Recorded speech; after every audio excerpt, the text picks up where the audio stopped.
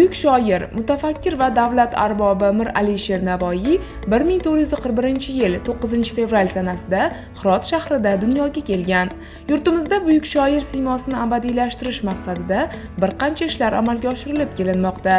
Jumladan Toshkent metropoliteni bekatlarining biri ham mutafakkir nomiga atab Alisher Navoiy deb nomlangan. Ushbu metro bekati Toshkent metropolitenidagi o'zgacha dizaynga ega bo'lgan bekatlar sirasiga kiradi. Bekat devorlariga shoirning bir qator asarlari pannosi joylashtirilgan. Bundan tashqari milliyligimiz va qadriyatlarimiz timsoli ham bekatdagi naqshlar orqali yorqin ifoda etilgan. Shuningdek, o'tish yo'lida ham shoir tasviri hamda ijod namunalari tasvirlangan. Shu yil ushbu qismga maxsus yoritgichlar ham o'rnatildi va ular tasvirlarga yanada ko'rk bag'ishlamoqda. Jumladan Alisher Navoiy bekati mamlakatimizga tashrif buyurgan ko'plab sayyohlar nigohiga tushgan. Bir so'z bilan aytganda, Alisher Navoiy metro bekati uzoq yillardan buyon shoir siymosini o'zida saqlab kelmoqda.